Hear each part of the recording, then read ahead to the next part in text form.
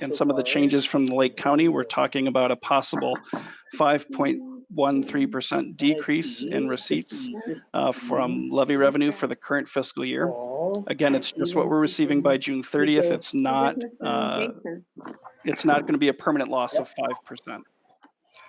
Other local revenue, we're projected to not receive as much in the current fiscal year in local fees and not receive the SREC income in the current fiscal year. Those are monies that we are projecting to receive next fiscal year. EBF, fortunately, the state has kept steady throughout, so we're not projecting any changes in evidence-based funding to the district. Other state revenue, we are assuming that the state will be late on some categoricals, as we mentioned, the transportation fund in particular, possibly some special education reimbursements. Those have been vouchered by the state in several cases, but haven't been dispersed by the state. So ISB has authorized the state to pay us the money, but the state treasurer has to have the money in the bank to make that payment, and they have not yet released that payment yet. Federal, we did project an increase in grants. This is including, at the time it did not include CARES, it is now currently including any CARES Act money. So that 2.3 does include CARES Act, I apologize. I'm sure you're gonna get tired of me saying this, but I just wanna say it again. Those revenues are not gone forever. The property taxes that we're projecting we may not receive as much by June 30th, we're still projecting to receive them. We're just not getting them by June 30th, most likely. We are seeing some positive signs. As we said, some of the first disbursements that we've received from the county match previous fiscal years, which is exciting news for us to show that, hey, maybe we actually will receive everything the current fiscal year. We'll see, but positive signs, and we'll celebrate the positive signs right now. Also, as we mentioned in previous board meetings, the county has split the current payments from 2 into 4. So that is going to extend a little bit the receipts of those revenues. But again, this really is more focusing on just the 2019-2020 fiscal year. Local fees. Again, the idea is we may not receive as many fees due to the school closure. Usually about 40% of people in the district make their payments of registration fees by the end of May to take advantage of that early bird discount. Thanks to board action in light of the extenuating circumstances, we've obviously extended that deadline to July 15th. As a result, we're projecting that 40% will still receive, but we'll probably see a lot more in early July than we would by the end of May as we had originally in previous years. The other piece is just that other state revenue, as we mentioned, the state categoricals, just to focus specifically on that transportation categorical. Again, that's something where the ISB has authorized, this is money we owe the district, and has sent information to the state saying, please pay the state as soon as we have money in the bank to do so. So we are very confident that we'll receive that money. We just don't project that we'll receive it by June 30th. So let's talk overall. As we talked a little bit about the revenues already, I'm just going to skip down to the expenditure portion of this. Salaries, we projected about a 1.1% increase. Again, that's pretty consistent with the 1% higher raise that we thought we were going to be giving, plus some of the additional staff that we've hired throughout the year.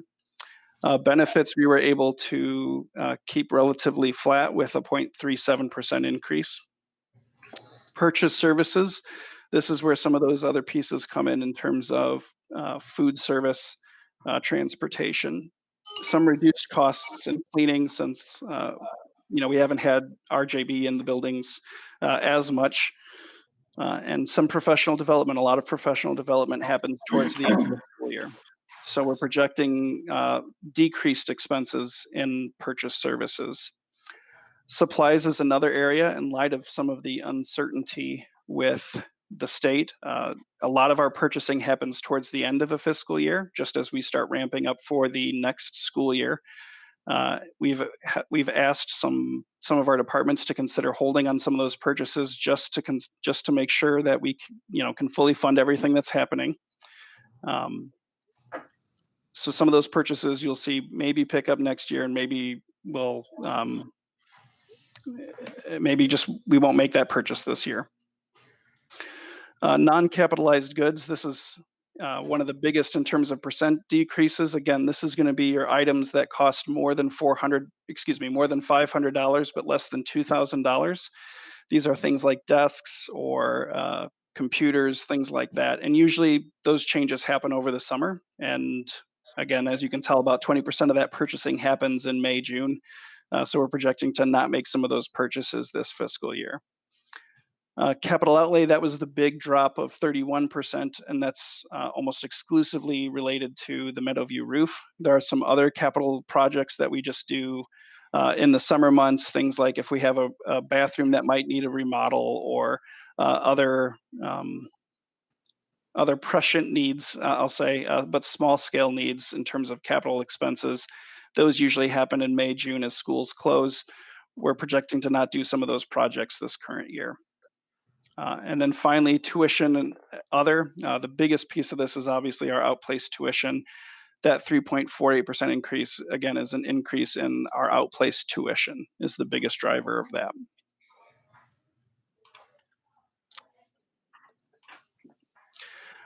Speaking specifically into the education fund, as we talked, again, a little bit about some of those, the levy and the other local decreases. Other state is just, again, relaying to that special education and delay in some of those categorical payments while we're still projecting to receive an increase in federal grants.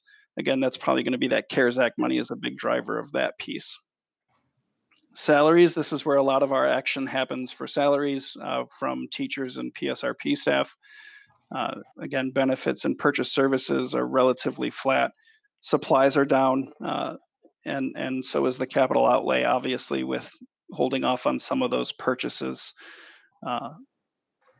Tuition, we mentioned earlier with the outplaced tuition, and non-capitalized goods, again, kind of holding off on some of those purchases in the current fiscal year. Hey, John, could you hide that message at the bottom of your screen? It's covering up some numbers at the bottom, including the revised fund balance. Thank you. That's good? Yes, thank you. Okay. So that was the education fund. Operations and maintenance. This is the reduced facility rental and the SREC income that we're projecting to not receive this fiscal year, but receive in the following fiscal year. Salaries were slightly up, again, tied to negotiations this past fall. Supplies, this is really mostly related to utilities and things of that nature, but there are some other supplies that, again, we just won't be needing to purchase. We don't go through as much toilet paper when there's nobody in the building, obviously. Capital outlay, again, that 222,000, roughly 200,000 of it was the Meadowview roof, and the other 22,000 was just miscellaneous tiling or plumbing or other larger capital projects that we would have held until the summer to do. We're holding off on some of those. And again, the non-capitalized goods, I know it looks like a big number to say we're cut at 50%, but really it's a 5,000 reduction. So not much of a change there. I will highlight on this is that interfund loans and interest. That's that $70,000 that we received as part of the other local revenues. That is going to be the interest from operations and maintenance being loaned to the transportation fund.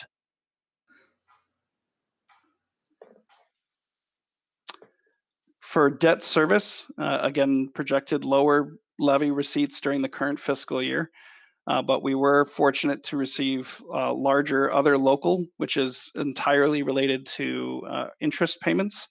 And you'll see that some of our interest that we are going to be transferring from debt service into transportation fund again.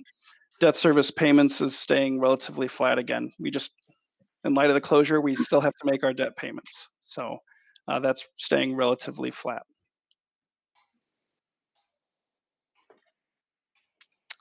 Transportation fund. This is, again, the reduction with the levy. Other local revenue, we're projected a slight increase in that for interest or things of that nature. Other state, the negative 29% is entirely related to the delayed categorical payment. So again, we're not receiving it this fiscal year, but we'll receive it next year. And then federal, obviously, we're staying relatively flat. Salaries, we don't have much in terms of salaries in this account or benefits, so that was largely left alone. Purchase services, the 12% reduction was thanks to basically we're just not using the buses as much. We were able to negotiate a lower rate with Durham for the time of the closure, as well as things like field trips or other things that didn't happen in light of the closure. So overall, at the bottom, you'll see that 1.3 million. That is the total of all of the interest from the different funds, as well as the $1 million loan from the Ed Fund. And that gets us to a healthier $2 million fund balance to end the fiscal year. Working cash, there's not much really to say here. The only reason why I included that for this is just to, again, highlight that interfund loan. This is the $46,000 moving from interest over to the transportation fund. And you'll notice there's no percentage in this. This is the,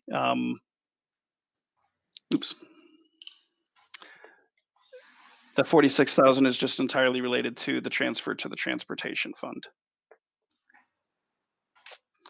Is there any questions?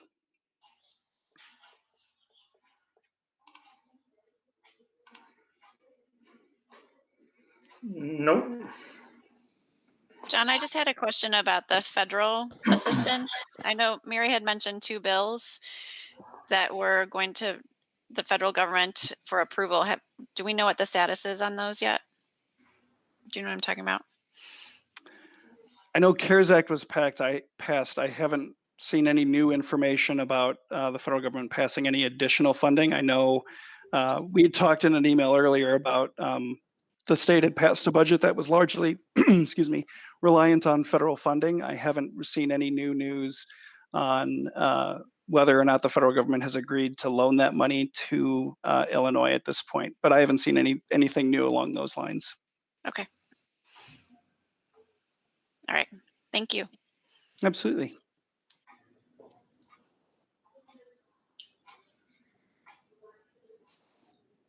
Okay. Question, public comment, please? Didn't hear you, Lynn. Do we have any public comment questions that have come through? So that would be Mark passing that on to Chris is what we've been doing. So Mark and Chris, do we have any public comments? We're looking. No, we do not. That'll work too. Thank you, Mark. Okay. Okay. I think about the only thing we'll need once we do pass this for everybody is to try and coordinate with Sue to sign the paperwork in the end, so that we can send it in. So somehow if everybody in the next week or so can, or within the next week, can get a hold of Sue and work to get the paperwork signed as we vote in the next meeting. That way we can get it submitted without a problem. But we all are going to have to go in and make a sign our John Hancock. I wanted just to note that we've learned that regrettably the start of our meeting was not streamed, despite that little handy box to click on. That didn't work. So the first 8 minutes of our meeting were not streamed. So for anybody who is watching this, that they likely would have missed, the call to order and roll call, the establishment of quorum, and the approval of the agenda, and perhaps the very beginning of John's presentation. But that the slides will certainly be available to the public. Okay. Being no public comment, next is adjournment of the fiscal year 2019-20 amended budget hearing. I'll make that motion. I'll second.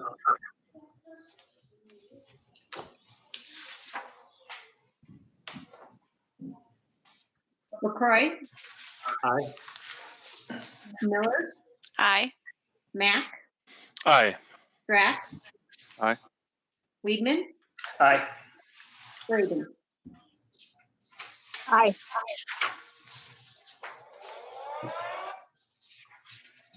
Okay. So that concludes that. John, can you stop sharing your presentation?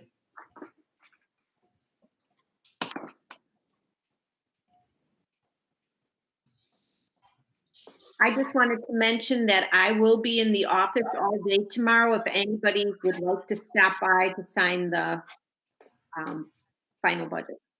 Okay. Yeah, the earliest I can get there, Sue, is Monday. That's fine. Okay. Let me know. What time will you be in, Sue? Just 7:30 to 4. okay. Thank you.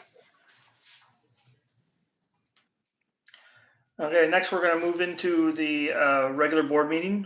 So this will be the Community Consolidated School District 46 Board of Education meeting for Wednesday, June 10th, 2020. It's it's almost 6:30 now. And we're being held remotely. So first order is a call to order and a roll call, please.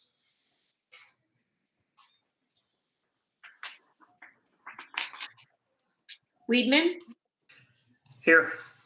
Mac, Here. Braden, Here. LaCroix, Here. Miller, Here. Strack. Here.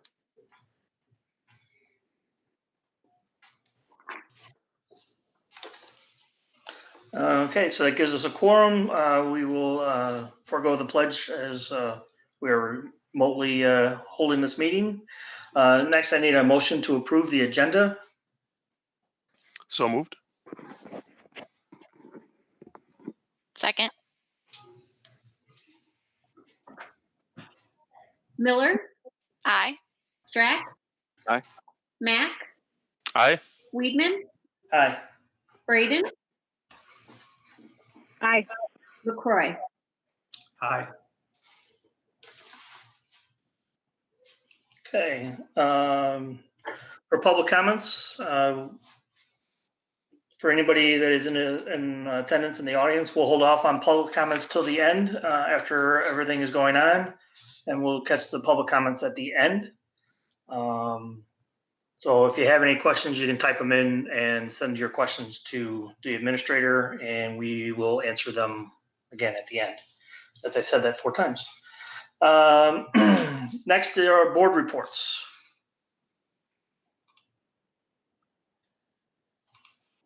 I guess I will start off. 2 things that I wanted to talk about. I was in contact with Senator Melinda Bush from Illinois. Over the weekend, she had mentioned to a citizen in town that she was surprised that we had not received the property tax replacement grant that the state has been providing for the last couple of years. I did finally get a hold of her today and talk to her. I think there was a little bit of a miscommunication of what she had told the citizen regarding that grant, but I did inform her that we did apply twice and we were rejected twice for the grant, and she was trying to figure out why that would be. So I kind of went through the formula with her and how the whole grant process worked. I mentioned that there were tier 2 and tier 3 districts that got the replacement grants above tier 1 districts, which are, and according to the state, the districts with the most need for funding, which, while I think she was aware of it, she wasn't completely aware how that was affecting how the money was being put out. So talking to her, sounds like she's going to go back to work with ISB and work with the state on how maybe making changes to that grant process to put a little bit of weight on those districts that are sitting at the bottom of the adequacy spectrum. So I informed her to let us know if there was anything that we may need to give her, either a resolution or a witness slip or whatever the case may be, so that we can try and rectify that grant process. The funding, in my opinion, should be going towards those districts that are more in need than the ones that are at the higher end of that spectrum. But there's a formula that they have set in place. That's what they're using. So there was, I think we started a good dialogue with Senator Bush.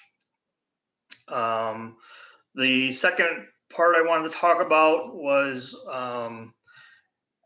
I think I got an email from in that legislative update. Some of you may have gotten it as well. They were talking about possibly doing a resolution to the federal government that would call for funding for school districts in the next round of relief bills at the federal level. So, I'd like to hear, as we go, maybe we can bring that onto the next agenda for next week or a couple weeks from now, and have that as a discussion point for if we want to kind of get on that on board with that and do a resolution that would go to the federal government. We could probably send it to Senator Durbin and Duckworth from Illinois and have them maybe start pushing some of those ideas forward. So that's all I had, other than, it was, I went down towards the protest, which I know a few of our other board members were also there. It was nice to see a lot of us down there supporting the group. It went off really well, and it also got recognized, so that was a good thing.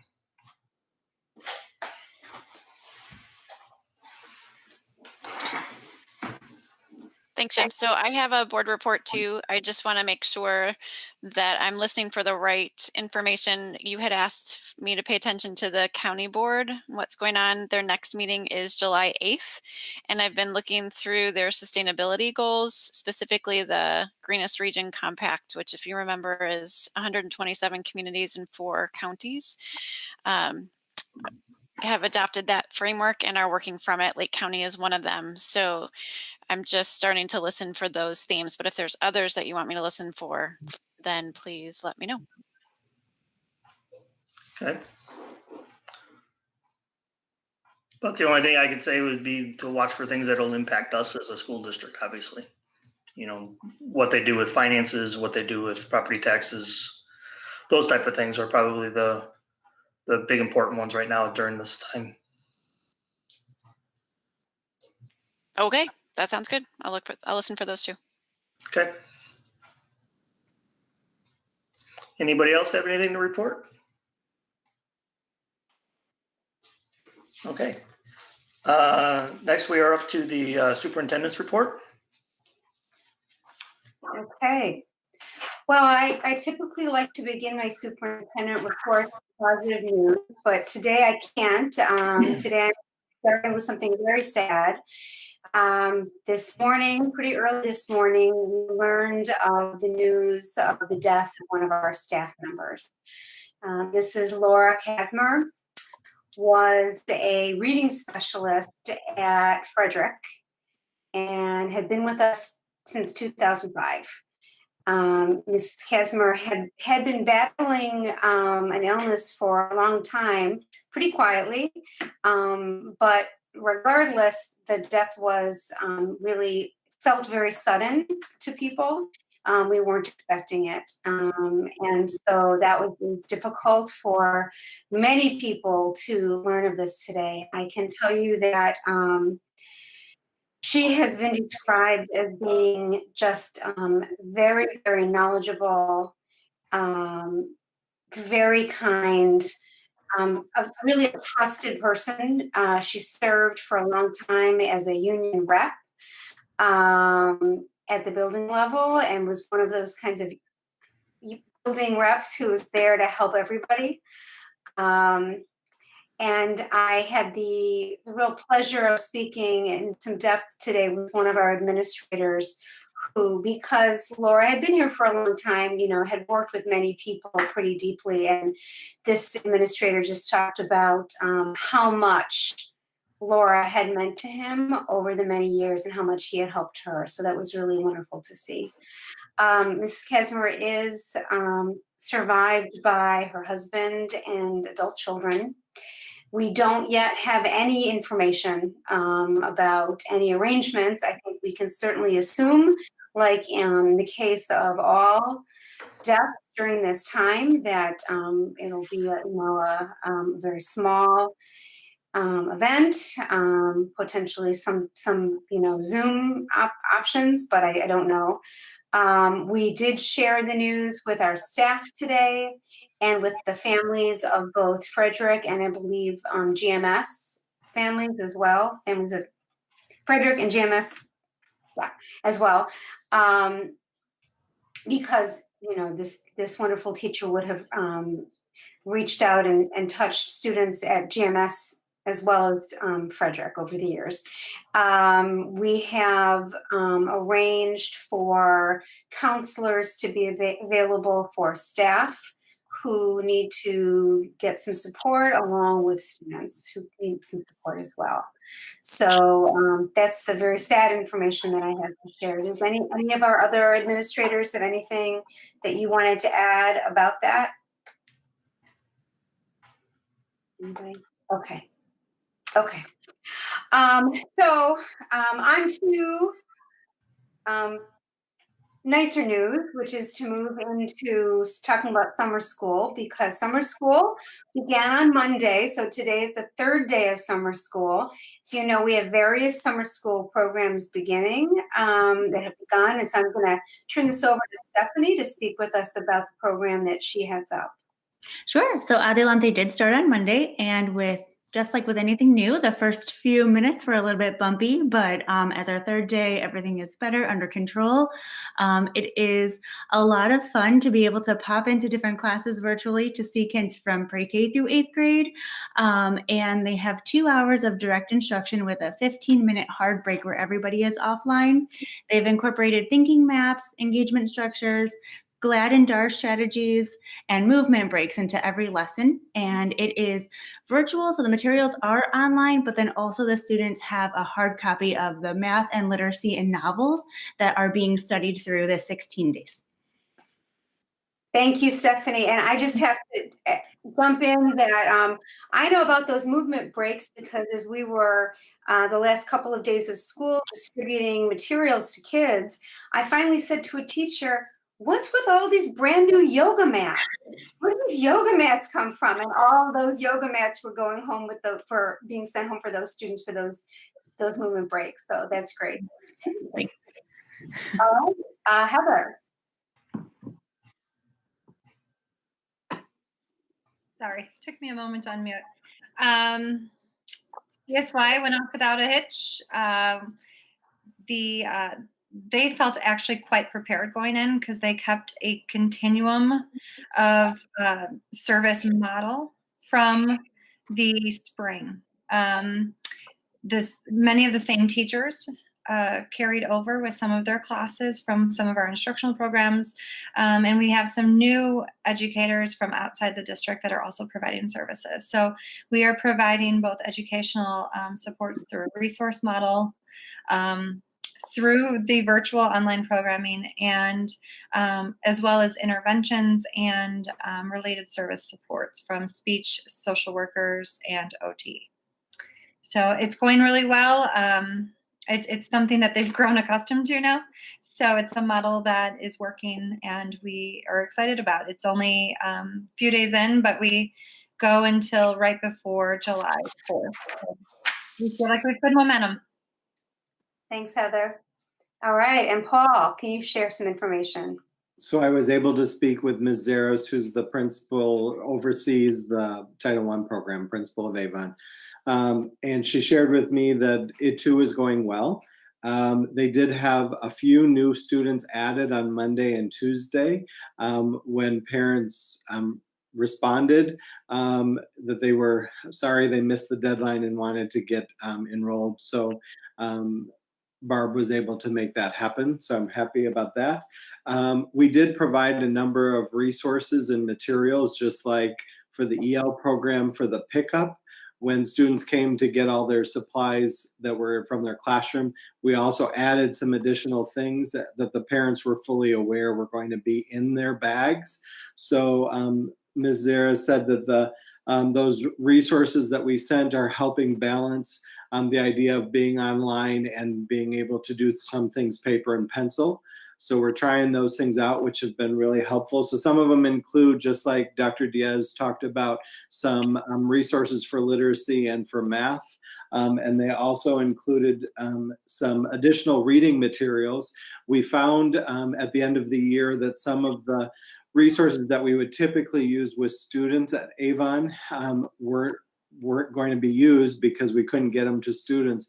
So Ms. Zara sent a whole bunch of the weekly magazines and the monthly magazines home so that we could have students have actual materials in front of them and just not on the computer. While we are using computer resources, they're trying to balance that whole idea about some things that the students can do afterwards as well, and to have more print material in their homes. So I was real happy about that. They sent some novels home as well, as Dr. Diaz spoke, and I know for ESY, they had some resources available to them as well. And they are checking in on the students.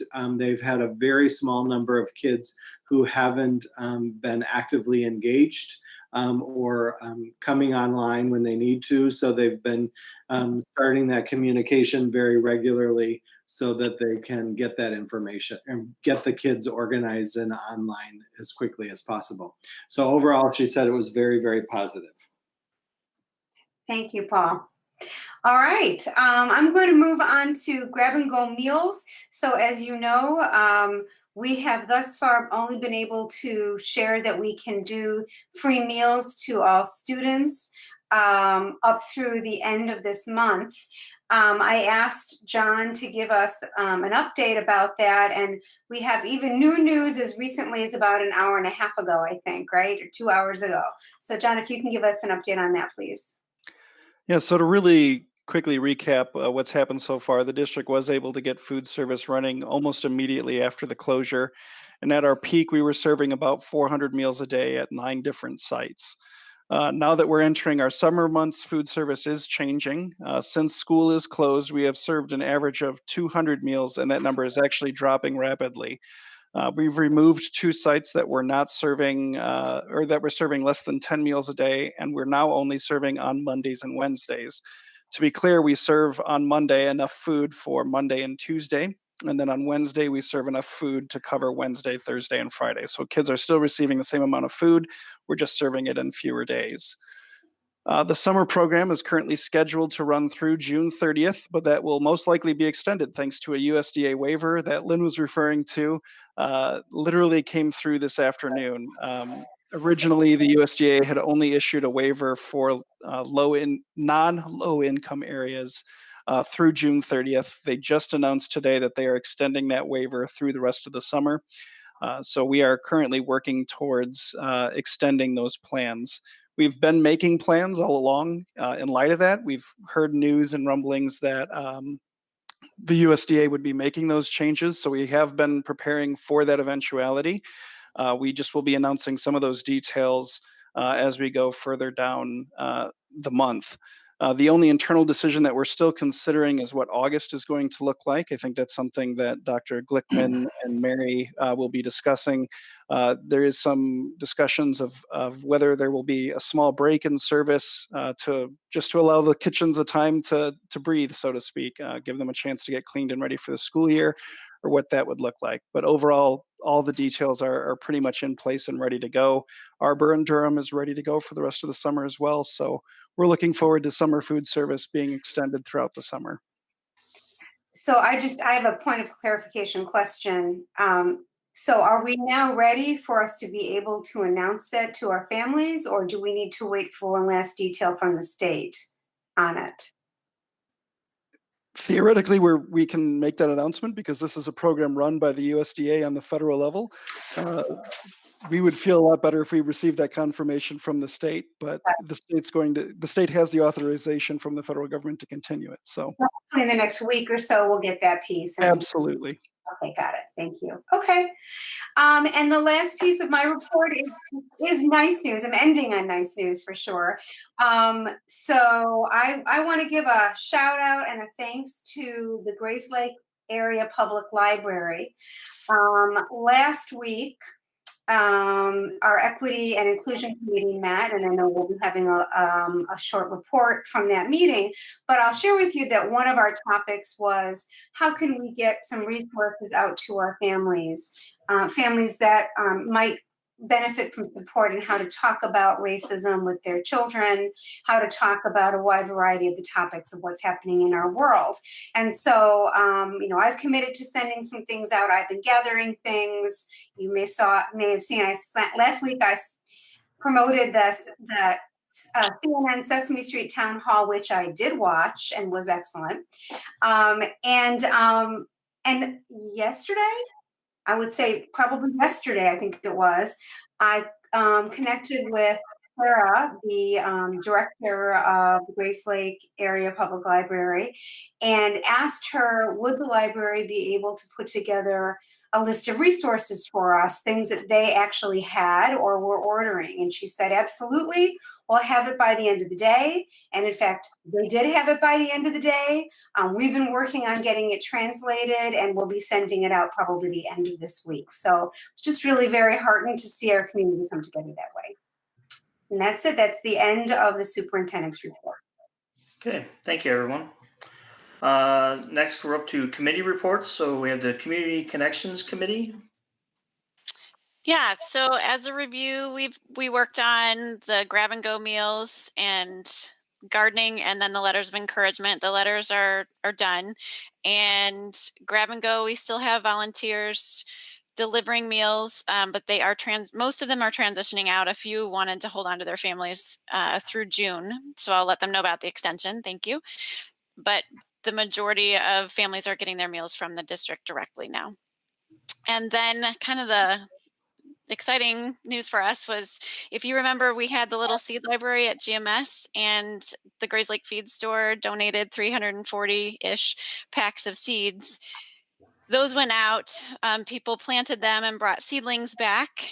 There were still seedlings coming in, even though we had only identified 2 dates and communicated 2 dates. However, there were still seedlings that came in as early this week, I believe, and we're still going out. And then we had our first harvest from Woodview. We had 22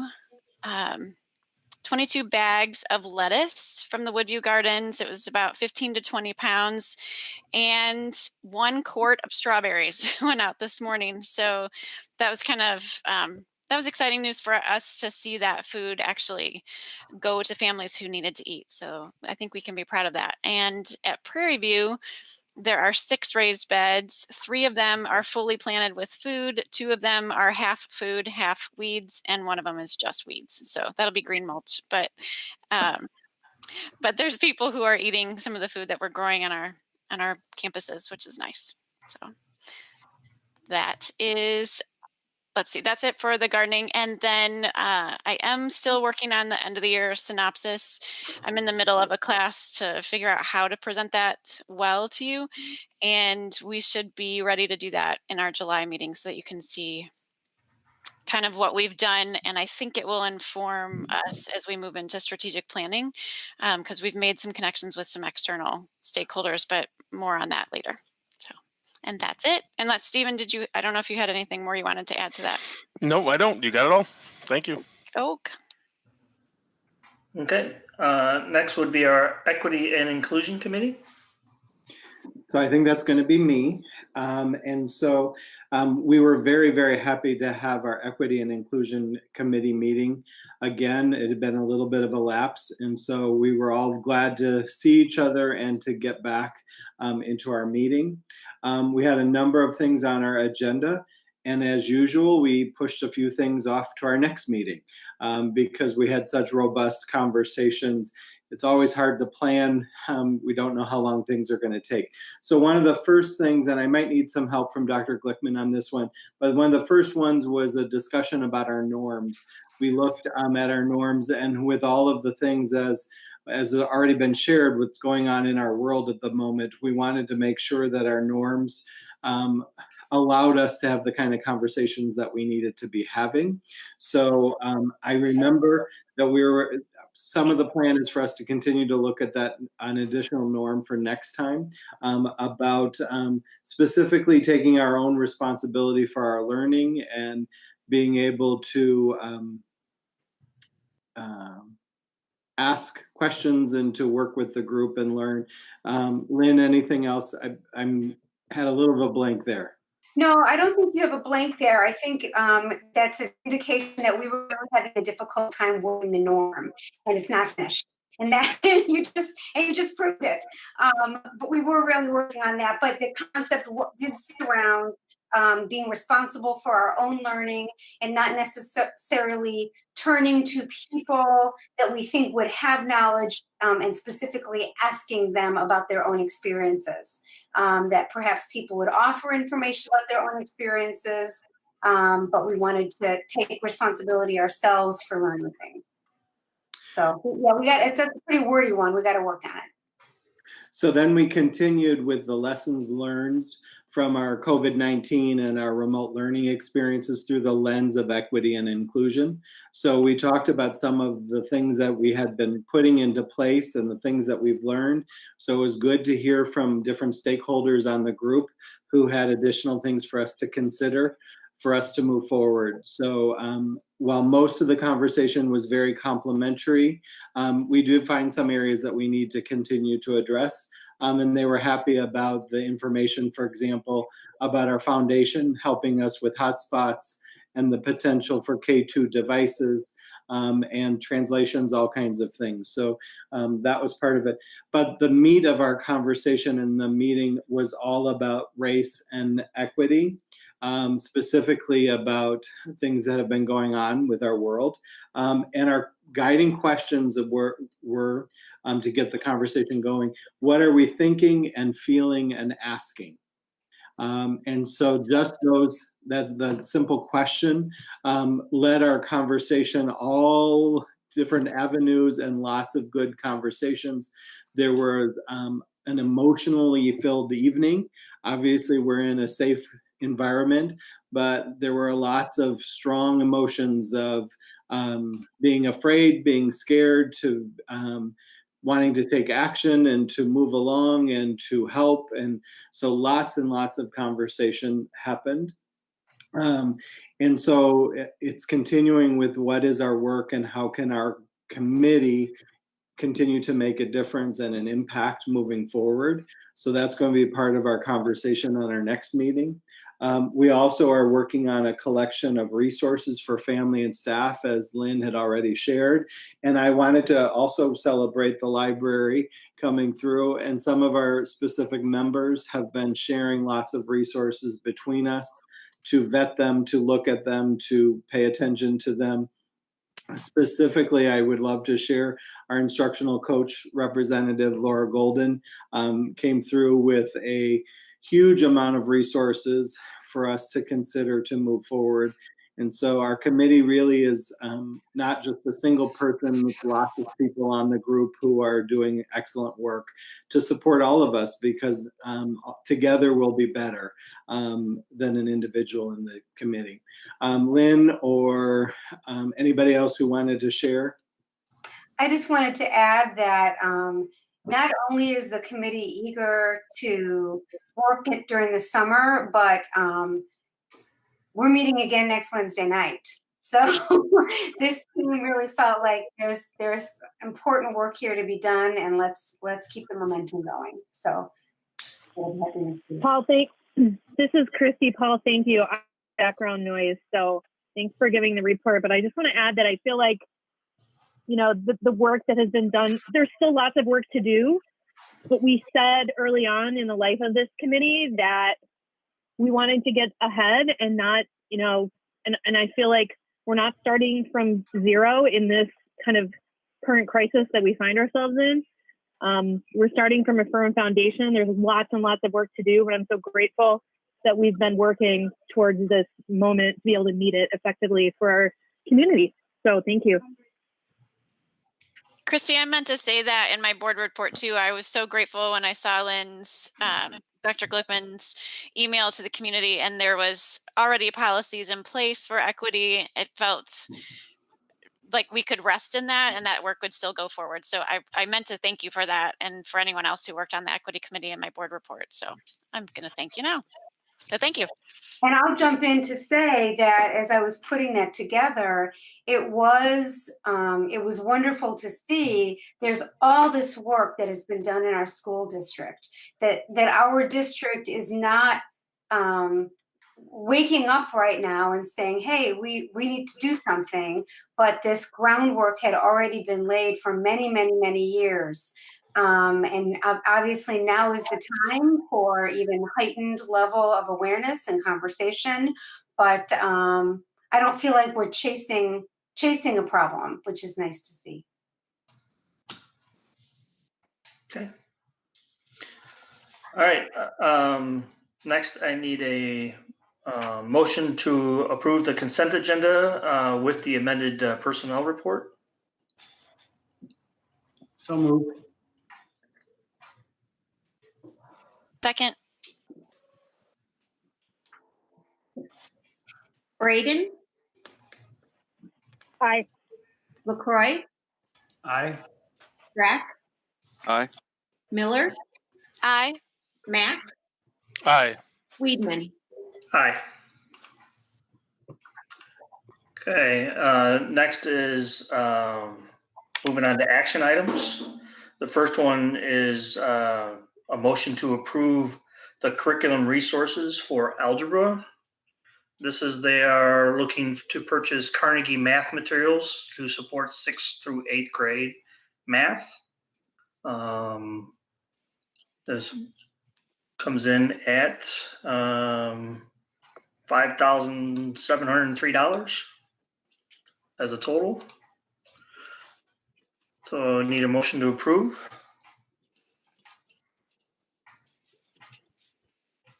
I'll make a motion. Second.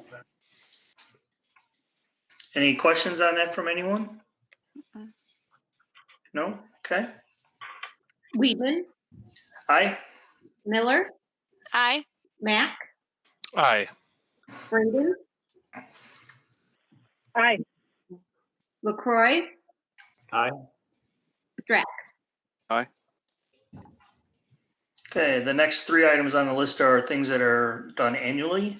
The first one is a motion to approve the district depositories for the upcoming fiscal year. It states which banks and securities and places that we will do our business with. So if I can have a motion to approve. So moved. I'll second. Any questions? Okay, go ahead. LaCroix, Aye. Braden, Aye. Drac. Aye. Miller, Aye. Mac, Aye. Weedman. Aye. The next one is a motion to approve motion to approve the yearly hazardous road conditions eligible for transportation reimbursement. This is where we annually say which routes or which roads are hazardous for our students. If I can have a motion. So moved. Second. Okay. Drac. Aye. Mac, Aye. Braden, Aye. LaCroix, Aye. Miller, Aye. Weedman. Aye. Next is a motion to approve a resolution authorizing intervention in proceeding before the State Property Tax Appeal Board.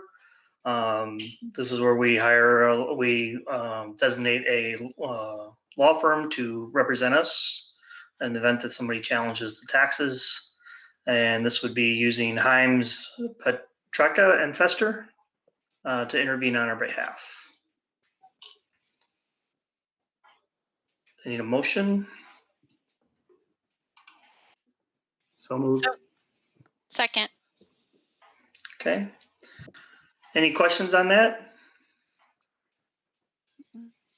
Okay. Roll call.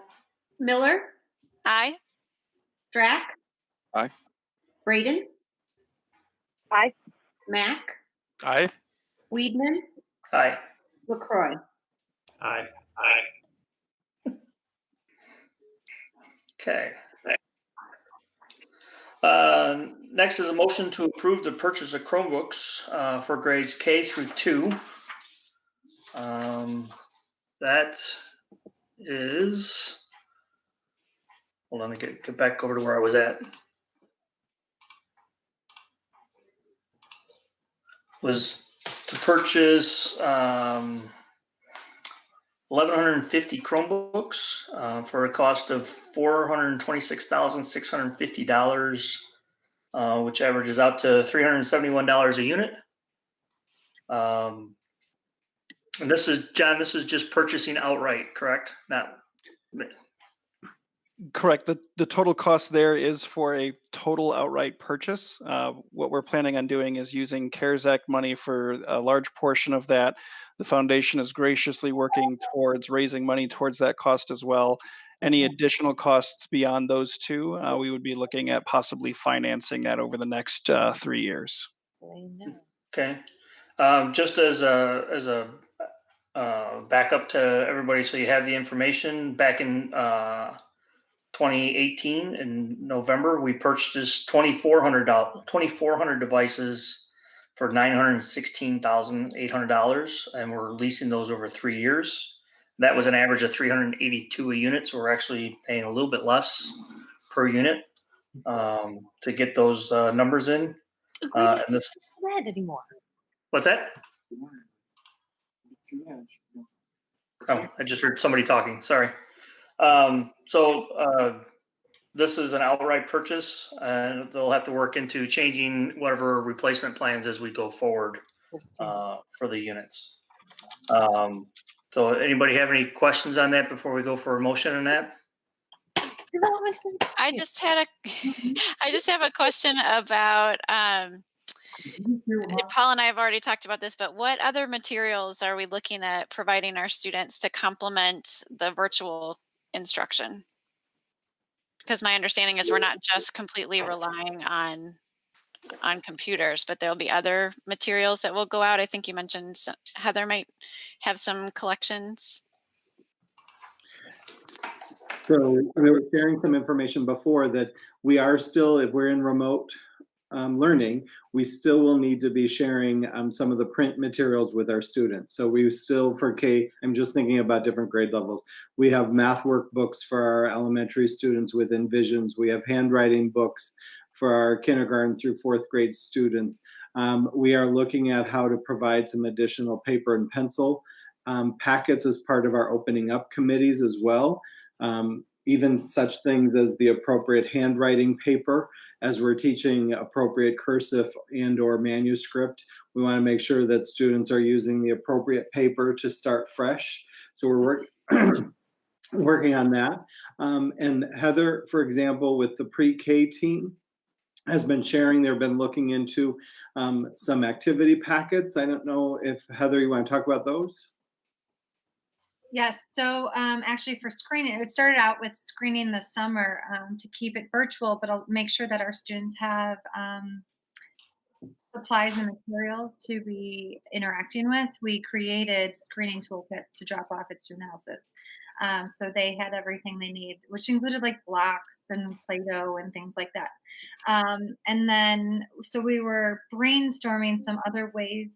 We understand the complexities that it is for a 3 to 5 year old to be in a school setting. So, and without devices, how can those alternate plans work? So we've been brainstorming ways to create perhaps a pre-K toolkit, which will include some supplies and materials so they can interact with materials at home should we need to go to other learning options. So we were also looking at some materials, as I shared earlier in my report about summer school, that we were trying out some other kinds of materials for summer. So I know Dr. Diaz's EL group was also working on some of them. And somebody already talked about yoga mats, for example, as a way to help with that. But Dr. Diaz, do you have anything else to share about that? We sent home a kit for various items depending on the grade. So pre-K has sand and Play-Doh and abacus, a lot of manipulatives, along with literacy and math materials. And then if you go to 8th grade, they received math materials, a literacy book, and a novel, typical folder, pencils, etc. And then everybody does have a movement mat, and we were very careful to call it that, so we weren't. And one of the reasons was also we wanted everyone to get up and move, but also multiple siblings are in our program. And so we wanted to have a space where all of their materials could go. So it gave them their area, but then also a place to move around. So I think your question was, what other materials are we purchasing? Well, some we will need to think about purchasing, but others we were looking in the buildings already about resources that we would have been using or could have been using. So we're not immediately just jumping to buy all brand new things. We're wanting to use resources, as I mentioned about the magazines for the Title I program, for example. They were already in existence and we had already purchased them, and now we're using them for a different use than we had thought of originally. So we're trying to balance all of those ideas of using up what we have so that we're not just buying extra things as well. I'm not sure if I answered your question. You did. Thank you. I just wanted to call that out. I love the movement mats. Thank you. Okay, anybody else have any other questions on that? I just have a comment. I think when we went to the technology for 3 through 8, I think it was always contemplated that we would eventually get to K2 as well. I think that the timing of this now is, the specter of remote learning coming in the fall is expedited, or at least, forced our hand on the timing of it. So I think that's part and parcel of this request as well. Sure. I think we were very fortunate we did what we did a year and a half ago. Otherwise, we've been really messed up. So, all right, I will make the motion to approve the purchase of the Chromebooks. I'll second that. Okay, roll call. Braden, Aye. Miller, Aye. Mack, Aye. Strack, Aye. Weedman, Aye. LaCroy. Aye. Okay, next is a motion to approve the amended budget that we went over in the budget hearing.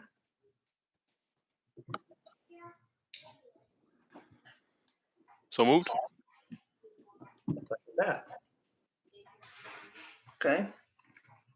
Any questions on that? We're all good with how it was presented? Okay.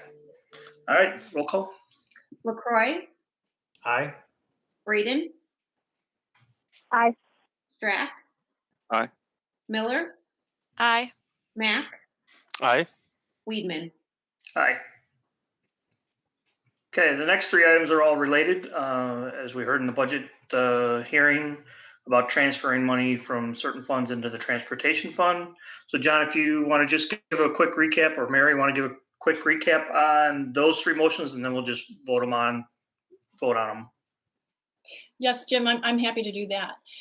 So as you mentioned, these next 3 agenda items relate to the school board's option to transfer monies from one fund to another.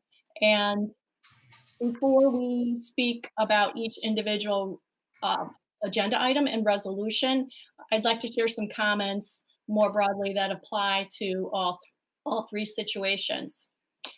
When we look at the school district budget, we often talk about the budget in its entirety. And sometimes we refer to just the operating funds, but we often refer to the budget or the fund balance or cash.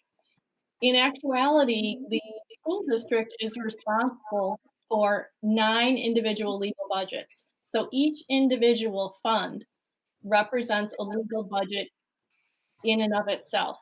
And so when we talk about fund balance, expected revenue, expected expenditures, and the resulting fund balance, we, as the business officials, we're looking at the details fund by fund.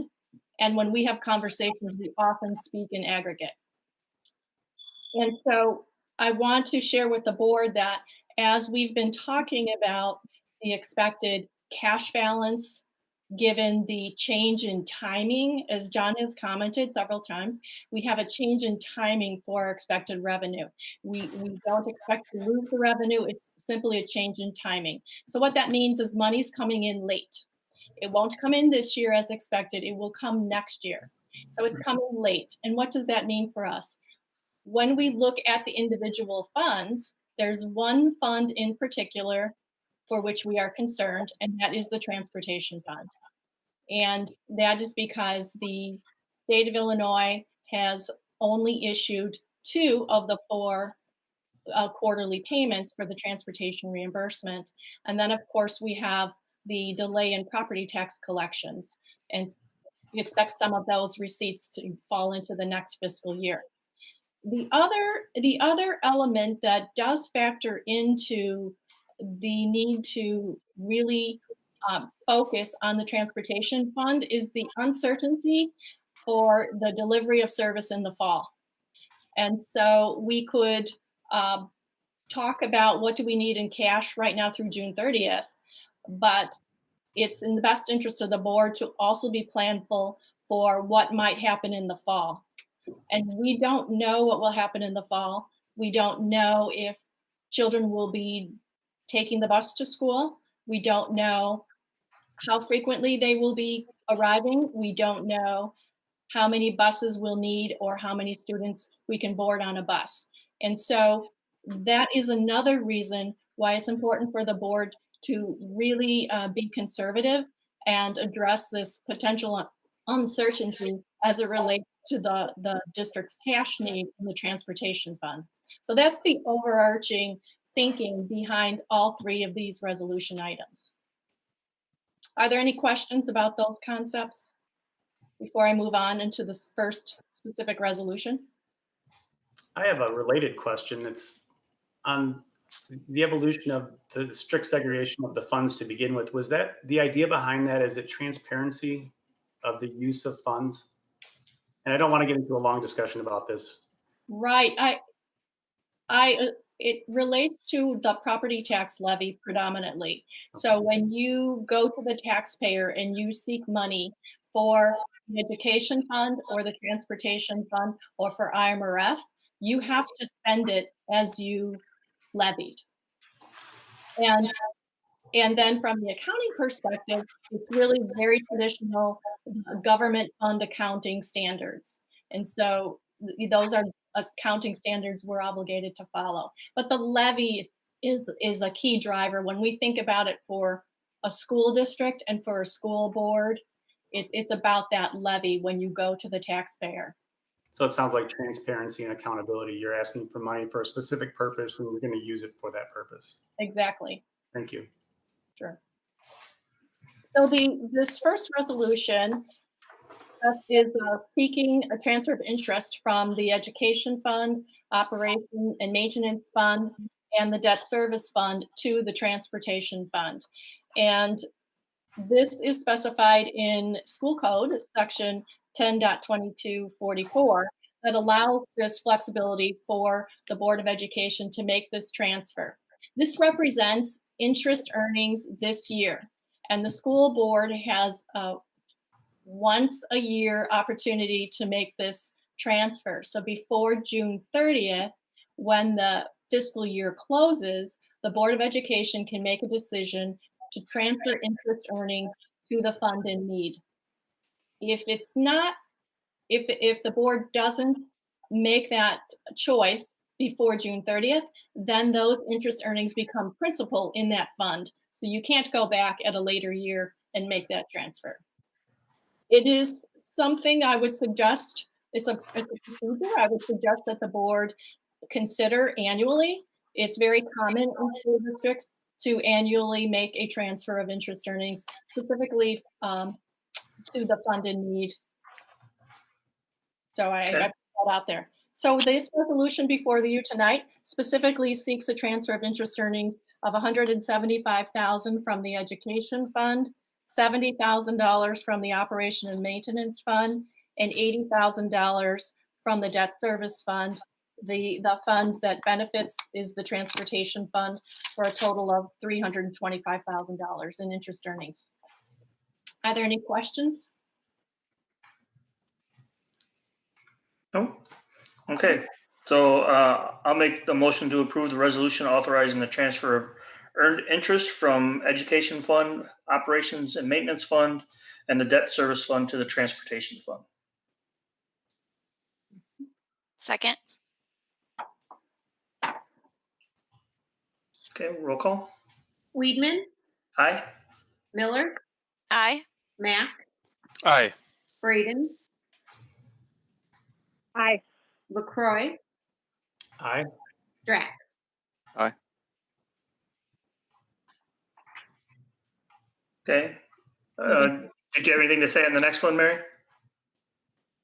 Just a brief comment. This is a similar situation, a transfer specifically from the working cash fund, transfer of interest earned in the working cash fund to the transportation fund.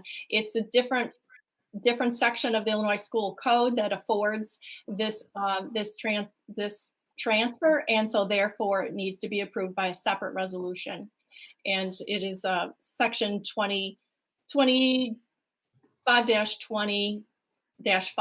that affords this transfer from working cash to transportation. So the motion before the board is to approve a resolution for a transfer of $46,000 from working cash to transportation.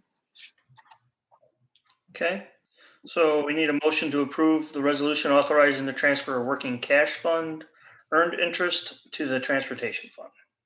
So moved. Second.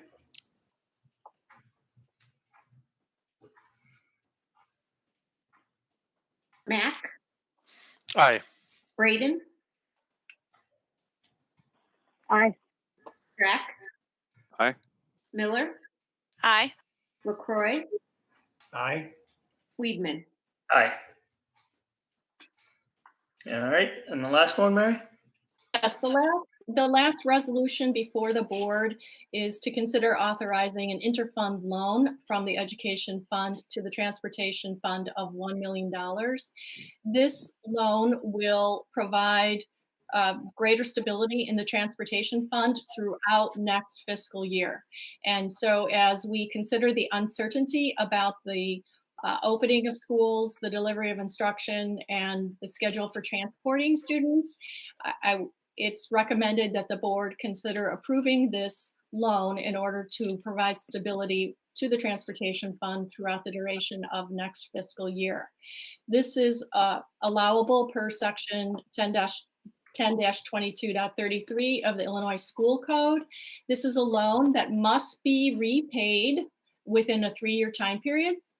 And if the board authorizes this loan tonight, the transfer would happen before the end of the fiscal year, and then the board would have 3 years in which to make a similar transfer or to repay from transportation fund back to the education fund. I do want to highlight that it's certainly acceptable to make partial payments, and it's certainly acceptable to pay back early.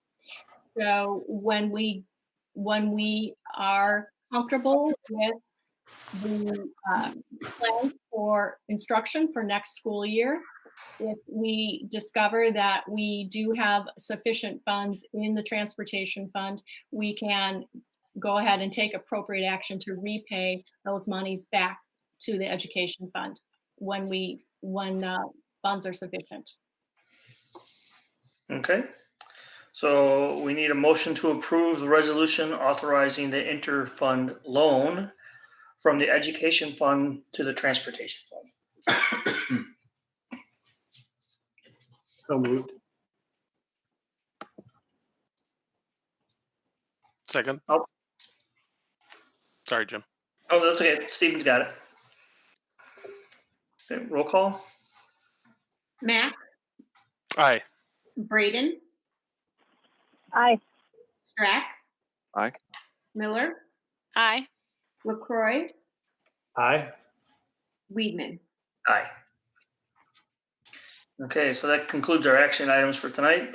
Next is unfinished business. The first one is continued discussion regarding cash flow projections. Yes, cash seems to be the topic of the night, right? And as John and I have both commented, we are looking at late payments for mandated categoricals as well as late payments related to property tax receipts.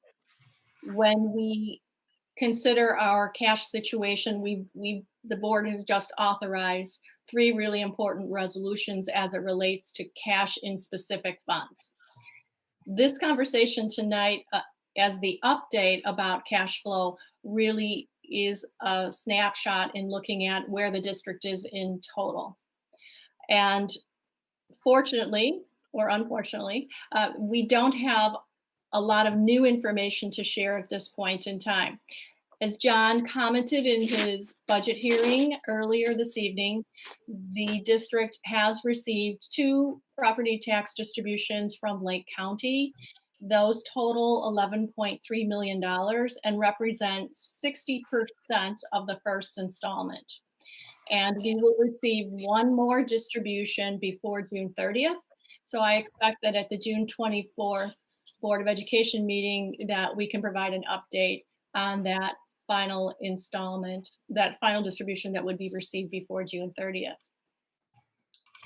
As for the state funding, there's no new information. As we talked about in the last meeting, the state legislature did authorize a legal budget for next year, and the appropriations hold flat funding for education from this year to next. And what that means for us is that the district can expect to receive evidence-based funding equal to what we received this year. There will be no additional increment for new tier money. No additional tier funding was appropriated by the state legislature. The state legislature authorized the budget, also holding flat mandated categoricals. So we expect our revenue to be essentially the same year over year. Are there any questions about funding from local sources or the state or the district cash position? Isn't it not true that the state funding, I mean, it's great that the General Assembly passed the budget, but that budget was predicated on, if I remember correctly, loans from the federal government as part of COVID-19 relief, right? How would you assess the risk of that funding coming through? It is a legally authorized budget, and the legal action taken by the state legislature formalizes that budget and those appropriations. Now, in 2008 and 2009, when we had the Great Recession, we received late payments in school districts in the state of Illinois. We received late payments, but we did receive everything that was appropriated. Were there not also the idea of proration? Is that on the table again? And can you talk a little bit about proration? Did they, when they prorate, did they end up not paying out what they've appropriated? This budget doesn't include appropriations. Back in 2008 and 2009, the budgets that were approved included appropriations, and this one does not. Do you mean prorations, Mary? I'm sorry, prorations, yes. Yeah. Okay. In 2008 and 2009, the budget that was legally approved, authorized by the state legislature, included prorations for various budget items within the education funding arena. This budget that has been authorized does not include any prorations. It simply does not include or provide for the additional tier funding. That's really the simple difference. So there's a risk in timing, but that's the extent of the risk, is what you're saying. Right. I would suggest there could be a risk in timing because the state of Illinois, we know that the collection of income tax was deferred from April 15th to July 15th. So by that nature, that revenue stream that would be coming into the state and then dispersed, they're going to be receiving those monies later. if there's any delay with expected funding from the federal government to the state, again, there's a trickle down in timing there. But the authorized legal budget does appropriate for education equal to the current year. Thank you, Mary. That helps. Sure. Anybody else have any other questions for Mary? No? Okay. Next is on our unfinished business is an update on the opening up teams. Yes, Paul and Heather and I will be presenting, and I do have a presentation to share with you. Give me a moment here.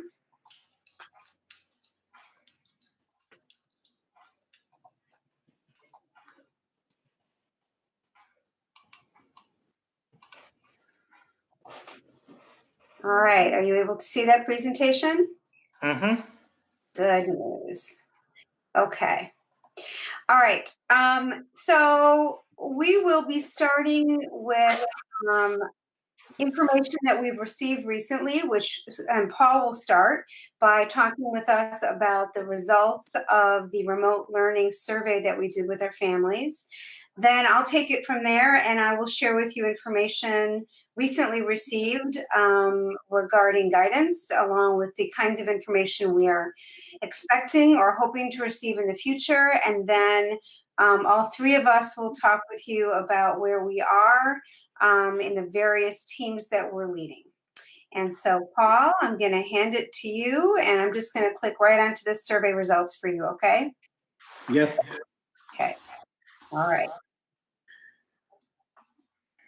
Okay.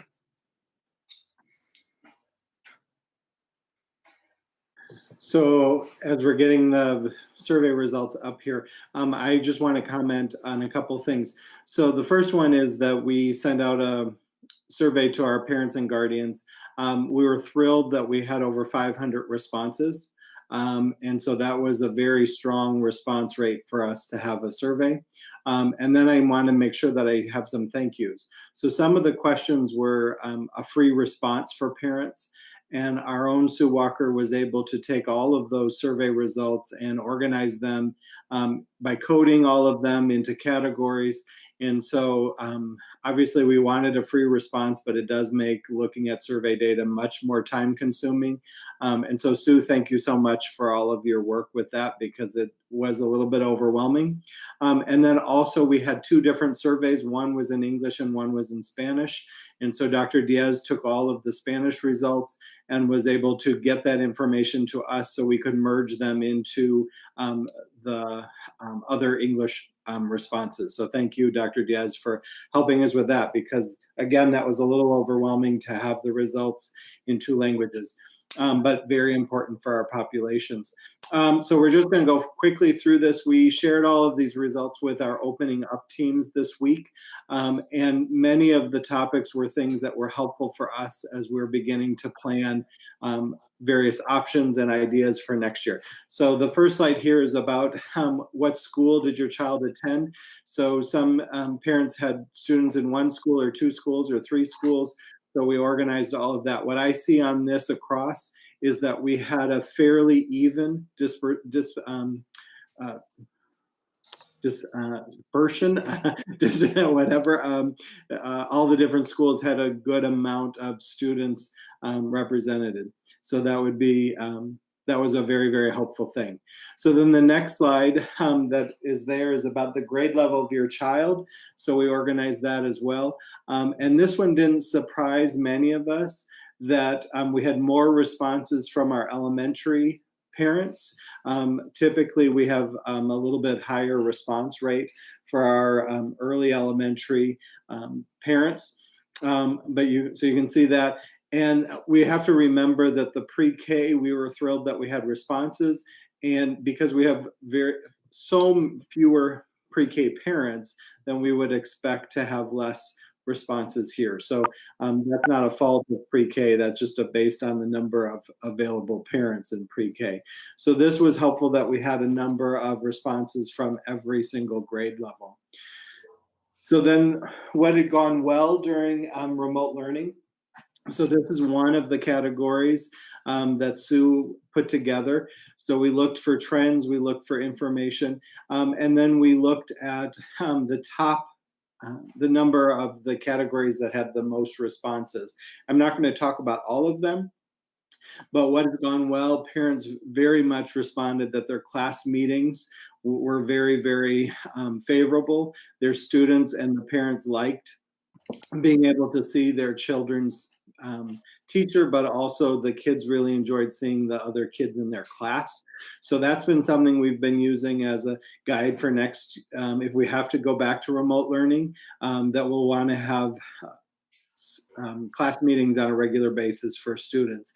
And the next one was child working at their own pace and independent learning, so that parents saw their children being able to take the directions and follow through and get things taken care of. Again, child and teacher communication was important. Successes about how great and helpful and dedicated the teachers were, and the quality of assignments. Interestingly, the next one and 2 down, what has gone well during remote learning? Everything. And then 2 down, it's nothing. So we're going to always get both sides of some of the question about positive and negative. And you can see in the middle there was having or using a Chromebook. There were lots of other responses that had a small number of small number of responses that we didn't include. But this one was helpful for our teams to look at. The next one was, what would you change about remote learning? And so you're going to see the very biggest one in this chart. That top one says increase the number of class meetings or virtual teaching. So we realized they valued the class meetings, but they even want more of the class meetings or the virtual teaching. So the virtual teaching has been part of my opening up group. We've been talking about even either having recorded videos about instruction that kids can watch at other later time or come back to them, or live teaching during a meeting like this for teachers and for students. So that was interesting. I'm just going to comment about 1 or 2 more. So one of them, the next one down, says paper access to daily assignments. Oh no, parent access to daily assignments. And so one of the things that we realized is that one of the professional development things we need to do for our parents is to help them understand how to get into all the resources, such as Google Classroom or all the resources from our textbook companies, so that they know how actually to get in for students. Parents have the ability to get into all of those. We may not have done enough to share all of those access points with parents. So again, in my group, we've been talking about that. And then the third one down, it says paper, packets, worksheets, and pencil activities.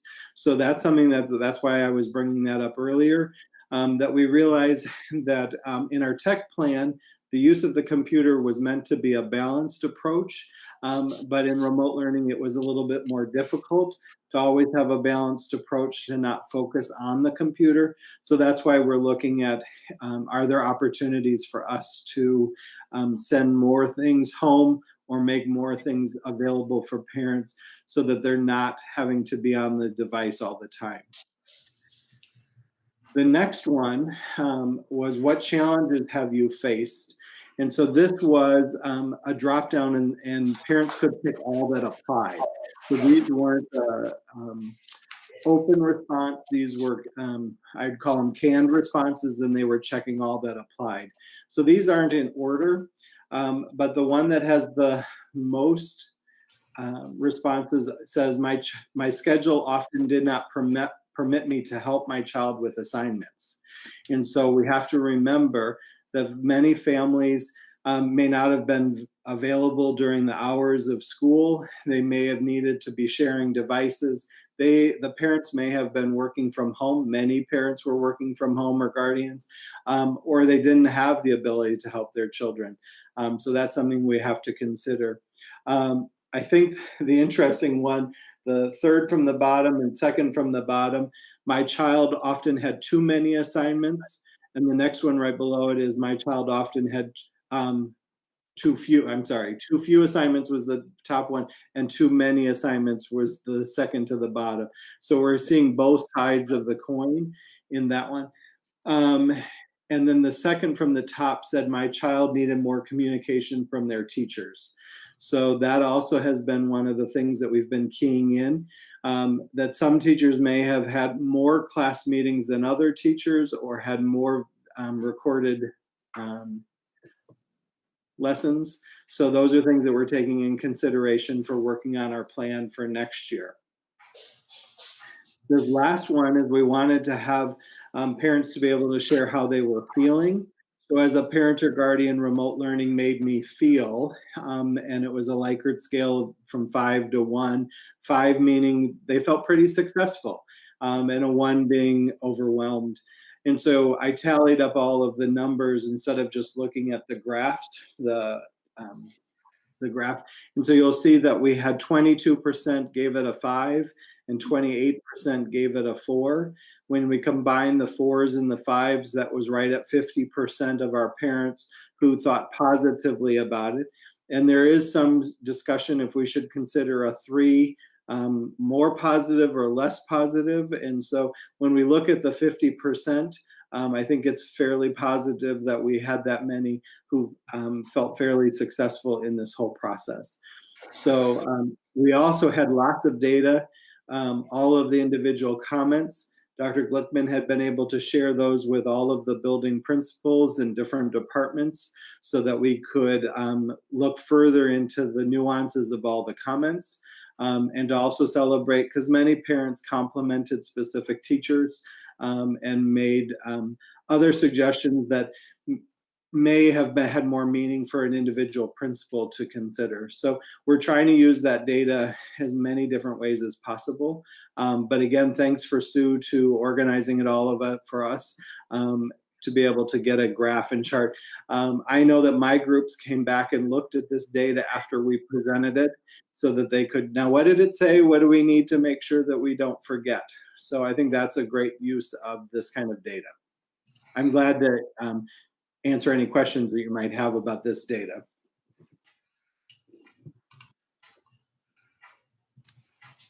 Paul, I'm just curious, and I understand that we're in a transition time, but I'm curious how confident you are about the reliability and validity of the quiz, since we're making decisions about direction. We didn't ask specifically about all the demographics to make sure that we were getting all the details, but with that many survey results, we feel pretty confident that we have a good representation. Okay. To get over 500 is high for our surveys that we've sent out in the past, so I think it's a good number. Lynn, I'm not sure if you'd comment about any other things. Nope.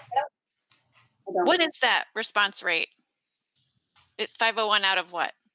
Do we know? Oh, I don't. I'm just looking for a range. Yeah, I'm just curious.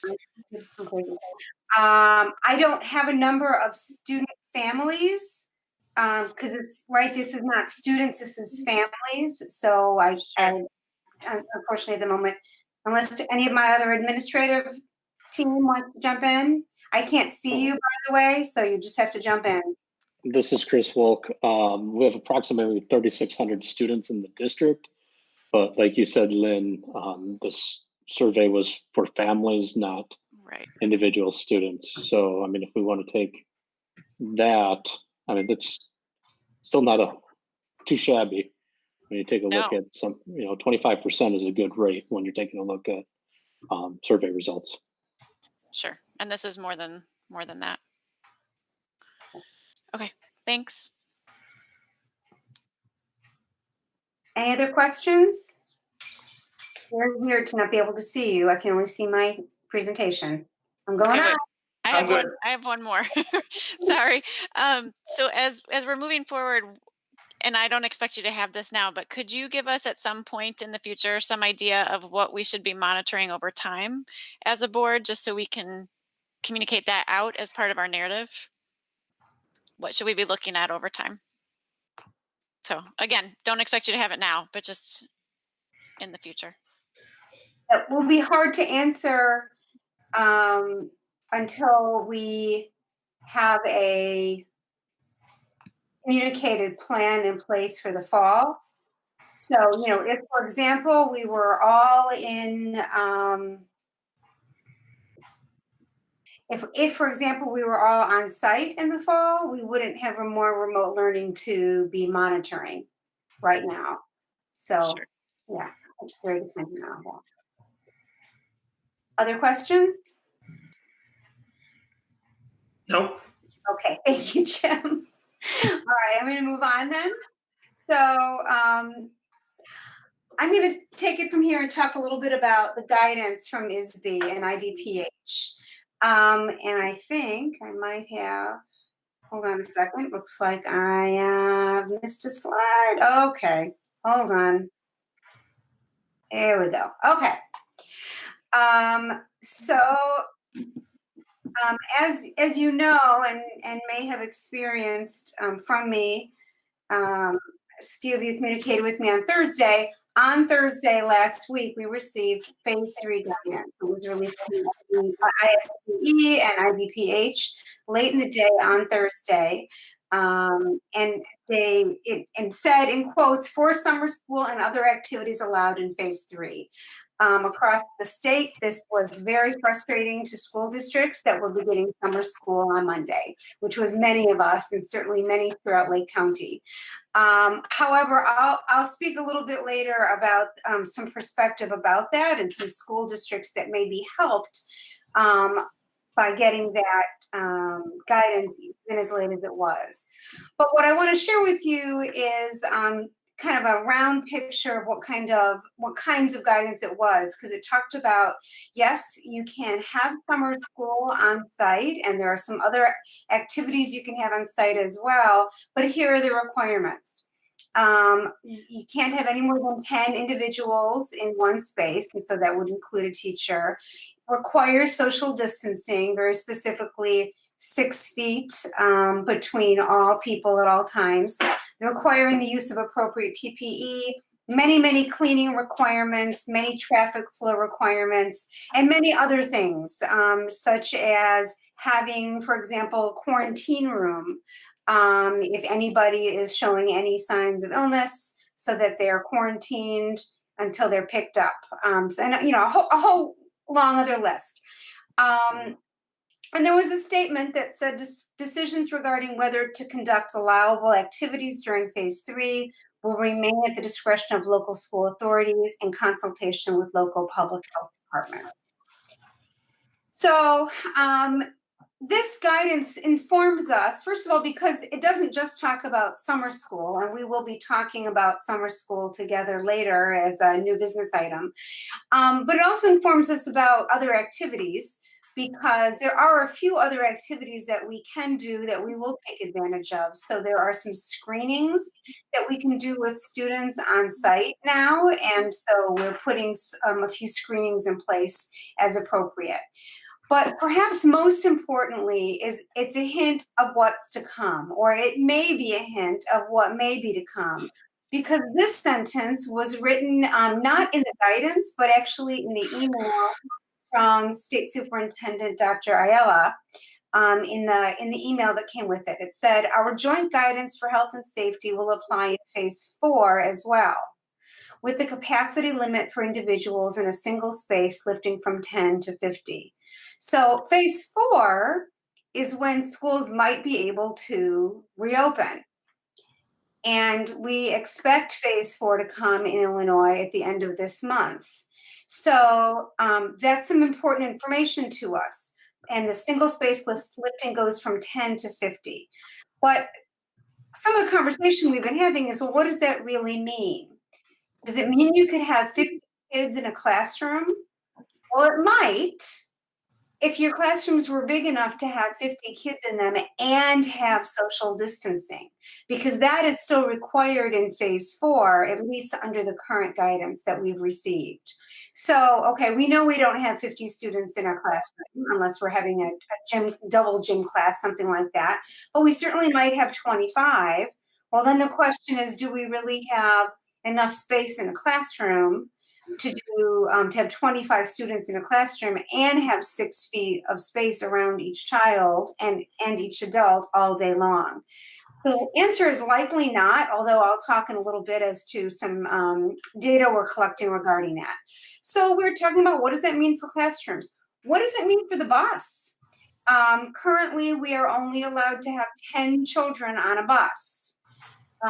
Even if that lifts to 50, can there be that social distancing on the buses? And it goes on and on and on and on. So even though we can take this phase 3 guidance and apply it to what we think is going to come in phase 4, it raises many more questions probably than it answers.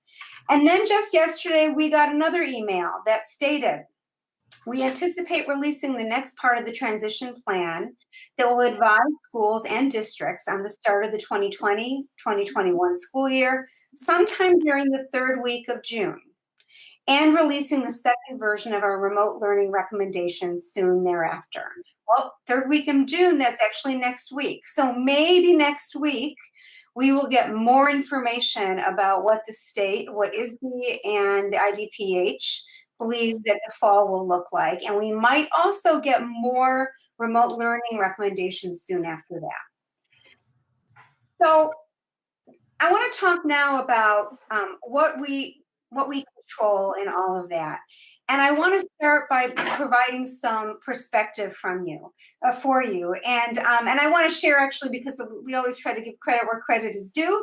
And this credit goes to Darcy Crea, who is lead counsel and one of the partners and the beginning partner in our law firm, Crea. And last Friday, I was in a call with her along with superintendents and other administrators across the state who work with that law firm. And she began by talking about the districts in the state of Illinois, because she knew that many of us were very, very frustrated by getting this guidance about summer school after summer school had already started. And I share it with you because I think it is very useful perspective.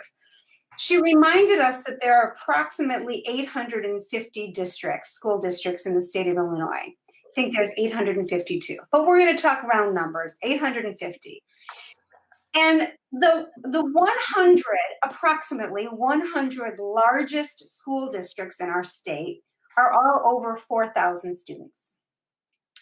And the next 100 are between 2,000 students and 4,000 students, and we live there. So as Chris mentioned earlier, we hover between about 3,600 students and 3,700 students. So we're in that second grouping, but we're very much near the top of that second grouping. So that takes care of the 200 largest school districts in the state of Illinois. The other 650 districts are fewer than 2,000 students. A third of them have 600 students or fewer, and about 40 have about 140 students or fewer. So why am I bringing that up? Why is that important?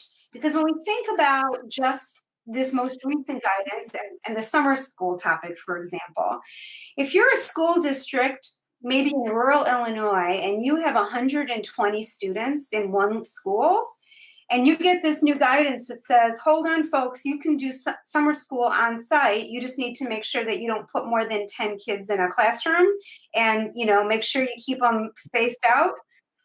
Well, you might be really excited because you could maybe only have 20 kids who get special education services and can do ESY. And you might be really excited to be able to go on site to do that. Similarly, let me fast forward to the fall for a moment.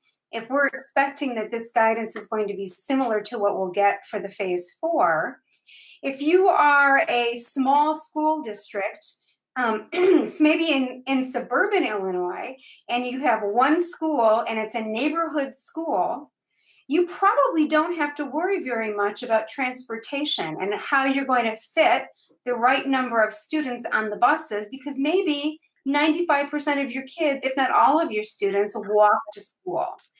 Your concerns are really, really different. And so I bring that to your attention because we are ultimately probably going to have to be talking about what we have to do, which sounds like social distancing and a lot of PPE and a special room, a special place to put people if they're having symptoms, and all kinds of traffic flow scenarios and guidance that if we have a band program, we should probably have band outside all year. And all kinds of things that are things that we have to do versus what we can do, because as we know, we're going to have a busing problem. I'll share with you that I know John has spoken recently with our bus company. They've stated that under the current guidance, they don't have enough buses to get students to school, and they don't have enough drivers to drive those buses that they don't have enough of to get students to school under those social distancing guidance. And then a conversation about what we will do. And, you know, we think that the guidance that we'll ultimately receive will likely say, if you're going to educate students on site, here's what you're going to have to do. So it's a really interesting place for us to be living in right now, because we have to think really carefully about, again, what we're allowed to do and then how we can make it work. And that's some of this constant conversation. We're going to move on to what our opening up team is working on. I want to share that you're going to see that we've already done quite a lot and that we have a lot more to do. And of course, some of that is reliant on the information, the guidance that we will get from the state. And at this time, we don't know for sure when we get that guidance, when we'll get it, but I want to kind of give you a timeline as to what we're hoping for. If we get the guidance next week, and we're able to work with it the way we want to, we'll continue to update you at the next board meeting in 2 weeks. And then the board meeting that follows that is 3 weeks later. That's July 15th. So we are shooting for that date, that July 15th date, to be a date that we can give you a recommended plan for how we will be able to move forward. So I know that was a lot of information, and I'm going to hand it now over to Paul to talk about the ongoing work for the teaching and learning team. So the team that I've been working on is the teaching and learning team. And so we wanted to, the thing that our ongoing work has been looking at all the professional development needs that we have, specifically for remote learning at the moment, but continuing on for all the others. So professional development for our teachers, for more strategies for the remote learning, about the different tools, tech tools, the different ways to start the year. So we have lots of professional development for teachers and then also for students on how to access all the things they need to have access to and to help our, and thank you for our K2 devices so that we can help them with that. We also are actively interested in we're creating a survey among the teams to assess parents and guardians' thoughts and concerns about the 2021 school year. And we also want to continue to look at any of the other survey data and this survey data.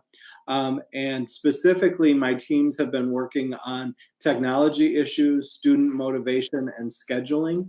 And as you can well imagine, that those are very large topics that have many, many different ways to talk about. So that's what we've been coming up with, the team's recommendations, our thoughts about how to move forward so that we could put the plan together. We're including what we need to talk to staff about and what we would be talking with parents and guardians about. And our next steps would be a discussion on the implications of the return to school, as Dr. Glickman has been talking about with those current recommendations. And how would we be on site with fewer students based on those recommendations? We will always want to assess and respond to the current guidelines and practices. And we need continued work on remote learning because we're just getting there to move before we move on to all the other options. So again, I'm thankful for my team that I'm working with. They are very motivated. They are very interested. They're very passionate. And I know all of us will say that about our teams, but I think it's really important to share how much I appreciate the team's work. Thank you, Paul. I'll pick it up from here and talk about the work for, I'm going to call it the operations team. It's really the operations and social distancing team. And a number of members of the cabinet are join me on that team. We have our business folks there. We have our tech folks. We have our, obviously our operations people. So our O&M folks. Chris is on there because we talk about personnel as well, and this team as well is incredibly hardworking. So we spent a lot of time talking about space. So one of the, I talked earlier about, hey, how many students can we really fit into a classroom with 6 feet apart? We're going to be bringing our architect in to consider space needs. So they need, we need to consider whether how many students can fit into a classroom? How can we create a quarantine area? So we don't want to just look at our classrooms and make some assumptions. We really need the help of our architect. We're doing some inventorying. So, it's not been so long that we started making the move away from desks to tables, because we know from an instructional point of view, tables are great for kids, but not good for social distancing. So if we are back in buildings, it is very likely that we'll need to be having individual desks assigned to individual children. So we know we will. So we are inventorying how many we have and how many we need to purchase. We're looking at our water bottle stations. So we have many of our water fountains throughout the district have already been turned into water bottle stations. I'm sorry, I'm not sure how I said that. Our drinking fountains have been turned into water bottle stations, but we're looking at how many more need to be turned into that. And then there's those ongoing conversations with Durham. How can we transport children to school? Our next steps, our group in many ways is waiting for guidance, because we have to make plans based on those on-site recommendations. How can we serve meals? How can we put kids on buses? And in some ways, some of those decisions might be made based on recommendations that the teaching and learning team makes, because as Paul was talking about before, they're going to be looking at how do we have fewer students in our buildings at one time.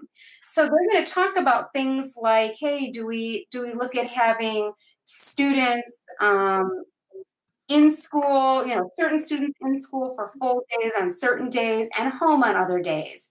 Or do we look at having some students in the morning, some students in the afternoon, and nobody is at school during the lunchtime at all, in which case we don't have to worry about having students together in a cafeteria. So there's all kinds of things that have to be worked on. And once those recommendations are made, our operations team will be able to kind of hit the ground running with them. We need to consider floor plans for student movement. We'll be considering changes to the school calendar. Potentially to just make the have students in school for a longer period than out of school, based on what we are seeing with COVID-19. We have to consider cleaning requirements and staffing, because when we look at the requirements that are needed for having on-site learning, the cleaning requirements are very heightened, and we have to consider whether we have enough staff to meet those requirements. And we need to order PPE and other safety equipment based on recommendations that we receive. All right, and I'm going to hand this off over to Heather. Hi, so just a reminder, I facilitate the social, emotional, and physical health team. And we have broken out into 3 sub-teams, one that is focused on staff, social emotional health, one that is focused on students, and the other that's a combination of community support and looking at the health safety related needs. That's full of some individuals that are on our nursing staff. So we're focused on those areas as well. I should start that because we're dealing with social emotional matters, and we started this team under the assumption that COVID would be the biggest impact. and those learning changes on our school community. But we've quickly been shifting to some other great impacts in our world around us with social justice and equity related items. So we spent some time talking about those potential impacts on our educators and our school community members. So we also are focusing on what professional development needs we might perhaps have, as well as teaching needs for our students. Our staff team really strongly felt that it was important for us to develop a survey to kind of get a litmus test on where our staff are feeling, and kind of what supports they felt they would need in each of the models that we were looking at. We started with the on-site learning model, because we felt like nonetheless that will be our foundation for the resources and supports that we provide to everyone, and everything can be modified from there. And we also felt like nonetheless at one point we will be going back to an on-site learning model, so we should be prepared for that. So we also are going to continue to assess and respond to the CDC and the ISB guidance relating to healthcare needs of students and staff. Our nursing staff kind of flip their lids a little respectfully in relationships to the ongoing changing recommendations as our scientists and health professionals learn more information. So we're just going to continue to respond to that and also focus on meeting FAPE obligations. That is the free and appropriate public education obligations for all of our student learners. Our staff team, like I said, are going to continue next week working on finalizing a staff survey, and then we are going to get a final review from the other two teams that Paul and Lynn lead, so we can make sure it includes everything that we all feel like we need to gather from staff. Our students team are going to work on building a set of sources revolving around SEL related topics, and with the goal of the promotion of class meetings really centered around SEL topics and other student teaching needs. And then our community health, they're going to continue to monitor the changes for the health recommendations and then figure out some more messaging considerations. There's a lot of things that they have to think about regarding, while our operations and facilities, they'll be focused on types of PPE and things like that. We have to look at what kind of our health procedures that we have when a student is sick, when a staff member is sick. What kind of facility adjustments do we need to have? So we have protocols that support the welfare checks that we have on some students and daily students that may need daily triage or support. So making sure we're considering all of those other factors and planning accordingly. Thanks, Heather. All right, and this is our last slide to share tonight regarding this. 2 weeks ago when we presented, I shared with you the concept that everything that we're doing right now is cyclical, that we're keeping so many people in the loop and involved in these conversations, and it's happening on a weekly basis. And I'm sharing this with you so that you know even more fully how much conversation is happening. Excuse me. Each one of these 7 meetings is on my calendar every single week, along with the calendars of almost all of the other administrators to some extent. So every week we have a leadership team meeting. That's the entire leadership team. We talk about a variety of things, but absolutely a big topic is opening up. Right after that meeting, that happens on Tuesday mornings, and right after that meeting, we have our opening up team. So all of our leaders, all of our administrators are also on the opening up team. We go right into that meeting. Excuse me, the very next day, we have a cabinet meeting, and during that meeting, our central office administrators will talk about what happened at the different opening up teams.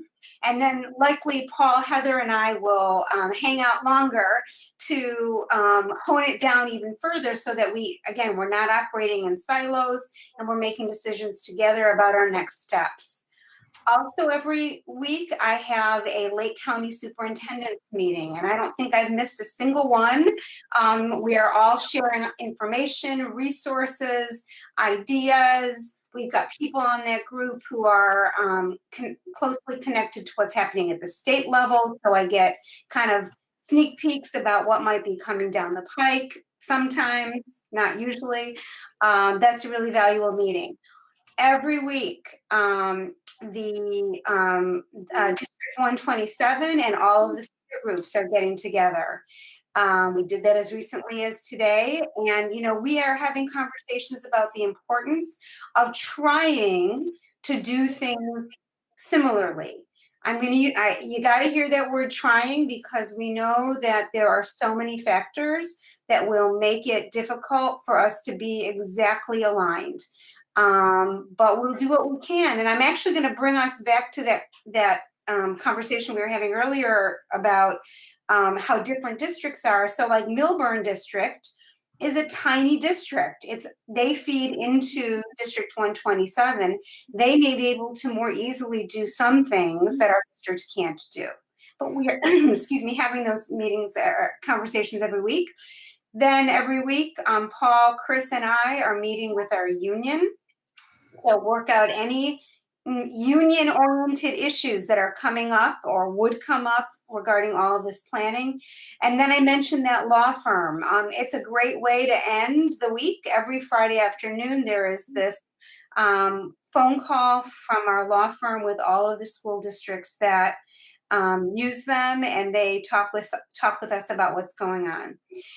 So that's the week, and that's what we're working on. You can see it's quite a lot, and we're very, very interested to be able to give information to you, but we want to be really attentive to doing it in a way that's measured and thought out carefully and is fed by the guidance of our state, along with what we really can do, along with the developing science. And again, as I mentioned earlier, we are hoping that we will be able to have that information for you at the July 15th board meeting. Again, that's somewhat dependent on the information we get from our state. And with that, I'm going to stop sharing my screen so I can see you. And we'll see if you have any questions or questions or comments for any of us. Does anybody have any questions or comments? All I can say is thanks for everybody's work, staff included, everybody that's putting their time in.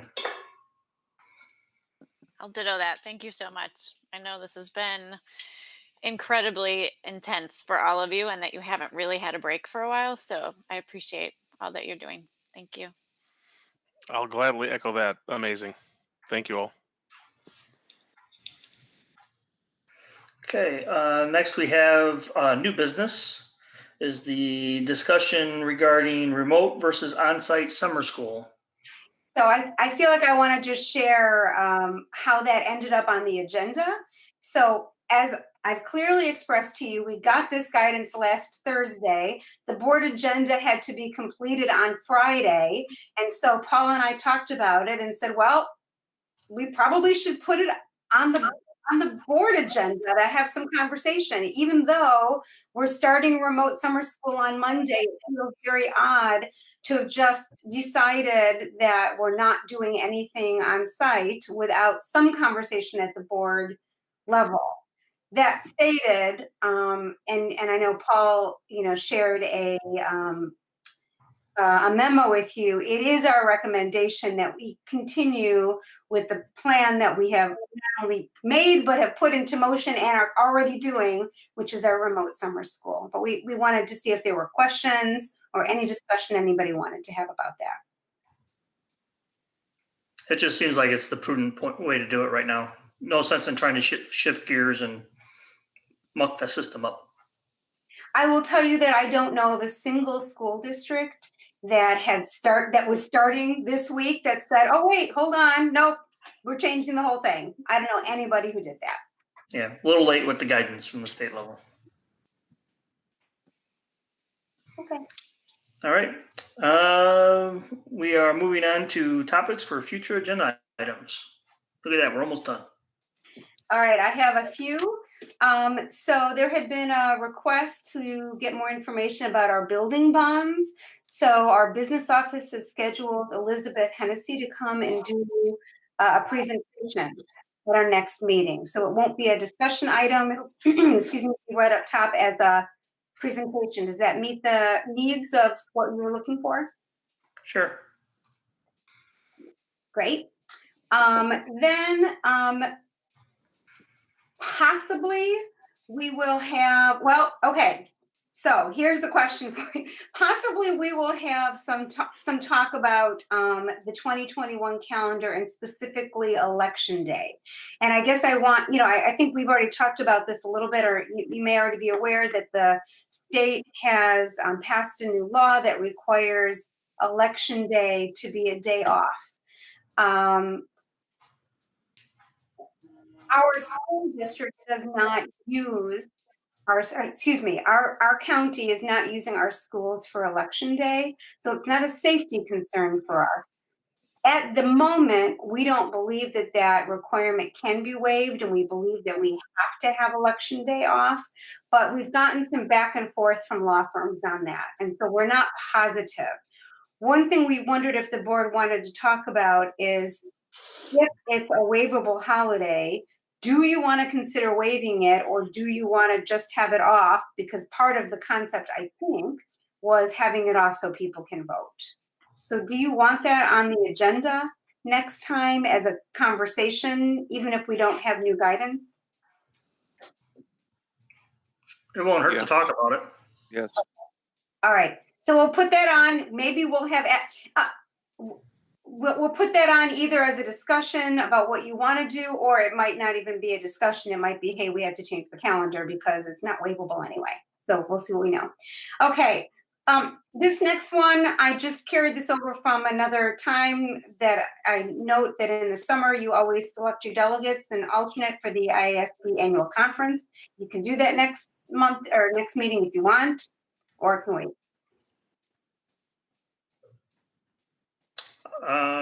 Do we even know if there's going to be a conference? We know that we've gotten the invitations for the conference. I would say that selecting the delegates for the conference is probably the lowest level concern anyone could have around the conference. Put it that way. So, you can make your selections, and then we can find out there's no conference, and that would be okay. But that's fine. We can do that next time. Keep it on. Okay. Then we have our policies, and just a reminder that we'll have a policy meeting at 5:30 that day. So 5:30 policy meeting, 6:30 board meeting, and we'll make sure that we have that policy meeting streamed. And then we think we'll be able to close up, excuse me, close up the 1920 school year with the 1920 calendar revision. Sue Walker was on a webinar today with the state, learning about a whole bunch of the requirements of how we need to make changes to all of those remote learning days and things. And so we're going to clean that thing up, and I think we'll have that for you at the next meeting. I think and that's all that I have.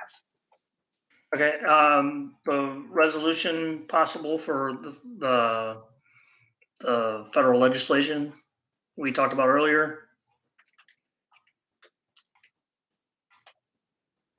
That was about the only thing I had. And then, I mean, then are on those ongoing updates. So the two end items, right? The cash flow update being one of them. Yeah. Cash flow and open up teams. I think at some point we might want to start talking about the strategic planning process, because we're now working without one. So yes, I was actually planning to reach out to a couple of you in the next week to talk about that. So I may have information at the next meeting. Well, it kind of depends on those conversations. Perfect. Okay. Anybody else have anything they need to talk for the future? Excuse me. Nope. Okay.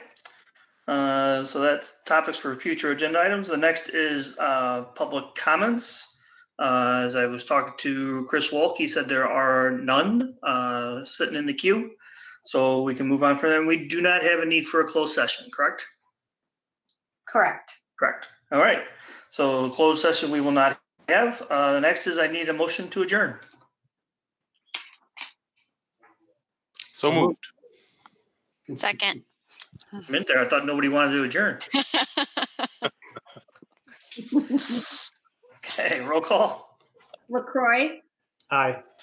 Miller, Aye. Mack, Aye. Strack. Aye.